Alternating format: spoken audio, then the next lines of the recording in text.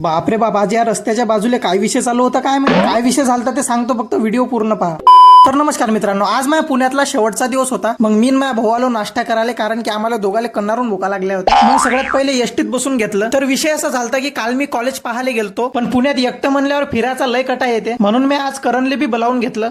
पुण्यात पोहोचलो तर काल सारखं आज बी बेकार ट्रॅफिक लागेल होतं. हे गाडीवाले एवढे हॉर्न वाजवत होते, एवढे हॉर्न वाजवत होते. काकाले म्हणलं आम्ही काही मुक्कामासाठी नाही आलो इथं, आम्हाला बी जास लागते. पण काकाचं रक्त लय गरम होतं, काका ऐकूनच नव्हते राहिले. पोट्टे होते सगळं जाऊ द्या, पुणे सिटी हे ट्रॅफिक सोडून सगळ्या मामल्यात चांगली आहे. मग स्वारगेटले उतरल्यावर सगळ्यात पहिले करणले फोन लावला. करण म्हणे 5 मिनिटं थांब, मी 4 मिनिटात आलो. भाऊले लाईव्ह लोकेशन मागितली तर भाऊ मायाहून 1.5 घंटा दूर होता. भाऊले म्हणलं ते काय 12वीचं प्रॅक्टिकल नाही, वर्षभराचं प्रॅक्टिकल एका रातीत लिहून टाकायचं की पुण्याचं ट्रॅफिक आहे, कार्यक्रमच करते. मग करण आला तर पाणी बी आलं. मी म्हणलं काय पनोती हस रे तू. मग करण म्हणे असं का बाबू, होय मग बोला. मी म्हणलं काय रे गद्दारी कर बे. भाऊ म्हणे तुझ्या अंगातून पाणी झरलंच चालते, पण तुला आता छत्री नाही देत. मग पाणी चालू होतं तर आम्ही पीएमटी मध्ये बसून गेलो. करणले म्हणलं तोपर्यंत कॉलेजचं लोकेशन काढून ठेव. मग करणनं लोकेशन काढलं, करणच्या भरोशावर मी पुन्हा हिंडू राहिलो. मग आम्हाला अर्धा घंटा झाला, आम्ही चालूनच राहिलो, पण कॉलेज काय भेटलंच नाही. पण मला लागली होती कन्नारून भूक. मग खाण्याच्या बाबतीत मी काही कॉम्प्रोमाइजच करत नाही. करणले म्हणलं खाली पेट मेरी दिमाग की बत्ती नाही जलती. करण म्हणे तसं बी तुझे डोकं कुठे चालते बे. मग मस्त पहिले जेवण वगैरे करून घेतले. मग परत आम्ही आमच्या मार्गाला लागलो. एमटीतून उतरून याटोत बसलो, पण याटोपेक्षा याटोवाल्याचा मीटरच जास्त पै. करणले म्हणलं याटोवाला वाट लावते म्हणलं आपल्या आता. मग पुण्याच्या ट्रॅफिक मध्ये मला 4 करोडाची गाडी दिसली. करणले म्हणलं मला घ्यायची गाडी अशी गाडी. करण म्हणे तोंड पाहायला का आरशात. मग सिम्बॉयसिस युनिव्हर्सिटी मध्ये घुसून पहिली इन्क्वायरी केली. तिथे गेल्यावर माहित पडलं की आमची ऍडमिशन इथं होऊ शकते. मग पुण्यातले सगळे कामं गिमं आटपले, मी बसलो एसटीत. पण माझ्या बाजूला होता फॉरेनर बसेल. मग तो काय चांगचुंग करे मला भेंड समजे नाही. करणले म्हणलं त्या इंग्रजाजवळ मी अजून 5 मिनिटं बसलो असतो ना, त्याला प्युअर मराठी शिकवली असती. करण म्हणे त्या इंग्रजाला सोडून आपलं बस स्टँड पाय पहिले. पण खरं सांगतो स्वारगेटच्या बस स्टँडवर एवढे गड्डे आहेत. मग वैतागून करणं डायरेक्ट भैया गायकवाडले फोन लावला.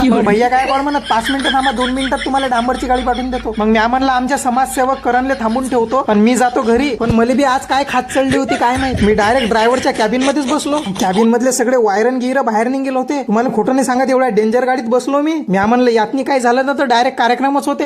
त्यातनी बी मला ड्रायव्हर विचारे का रे म्हणे आपली गाडी कशी आहे. काकाले म्हणलं एक टायमाला ते बैलगाडी पुरली.